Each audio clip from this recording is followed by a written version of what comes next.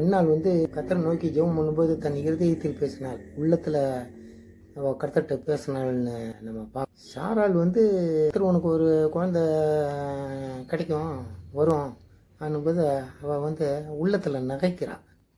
கர்த்தரை நோக்கி இது எப்படா சாத்தியமாக இவர் என்ன கிளவி 90 வயசு ஆகி போச்சு, இவர் என்னென்னா உள்ளத்தை உனக்கு இன்னும் கிடைக்கும் வரும் இன்னும் உள்ளத்தில் நகைக்கிறாங்க. அதே மாதிரி தான் ஆசைப்பட்ட ஒருத்தனை பார்த்து கடைசியில் அவன் பண்ணுற செய்கைகளை பார்த்து அவள் வந்து உள்ளத்தில் அவமதிக்கிறான் ஒருத்தி. அது யாருங்க? சவுலின் குமாரத்தி மீகாள். தாவீது கர்த்தருடைய பற்றிய தாவீது நகரத்துக்கு கொண்டு வரும்போது ஆடி பாடி மெய் மறந்து அவர் ஆடுறாரு. ஆடி பாடி டான்ஸ் ஆடி துதிச்சு பாட்டு பாடிக்கிட்டு அவர் வரும்போது நம்ம விரும்பின ஆள் என்னடா இப்படி லூசுத்தனமாக ஆடிக்கிட்டு இருக்கிறானே, கோமளித்தனமாக பண்ணிகிட்டு இருக்கிறானான்னு சொல்லிட்டு அவன் தன் உள்ளத்தில் தான் விரும்பினவனை வந்து அவமதிச்சானான். கர்த்தரை மெய்மறந்து ஆடி பாடி துதித்த காலம் ஒன்று, அது தாவீதின் காலம். இப்பொழுதும் கர்த்தருடைய பிள்ளைகள் சில பேர் ஆடி துதித்து கர்த்தரை சோஸ்தரிப்பதை நாம் பார்க்கிறோம். நாம் பாடி துதிக்கும் காலத்தில் இருக்கிறோம்.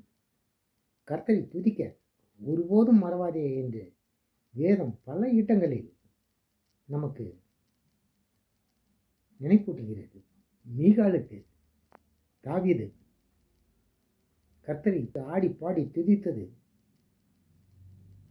ஏளனமாய் தெரிந்தது. ஆனால் வேதத்தில் நாம் பார்க்கிறோம், கர்த்தரை உணர்வு பூர்வமாக துதித்தவன் தாவீது என்று வேதத்திலே நாம் பார்க்கிறோம். கர்த்தரை ஏன் துதிக்க வேண்டும்? அவர் துதிக்கு பாத்திரர், துதிகளில் வாசமாயிருப்பவர், துதிகளில் பிரியப்படத்தக்கவர், துதிகளில் பயப்படத்தக்கவர் என்று வேதம் சொல்கிறது. சங்கீதம் 145:3, 104:1 சொல்கிறது, அவர் பெரியவரும் மிகவும் புகழப்படத்தக்கவராயிருக்கிறார் என்று வேதம் சொல்கிறது. 1 நாளாகமம் 16:25 நமக்கு சொல்கிறது, அவர் பெரியவரும் மிகவும் துதிக்கப்படத்தக்கவருமாயிருக்கிறார் என்று வேதம் சொல்கிறது. அவரை நாம் ஏன் துதிக்க வேண்டும் என்று பல இடங்களில் சொல்கிறது. தாவீது எதையும் பற்றி சிந்திக்கவில்லை. அந்த இடத்திலே தேவனை மட்டுமே நினைக்கிறான் என்று வேதம் சொல்கிறது. அதே போல நாமும் கர்த்தரை துதிக்க ஒருபோதும் மறவாதிருக்க கர்த்தர் நமக்கு உதவி புரிவாராக.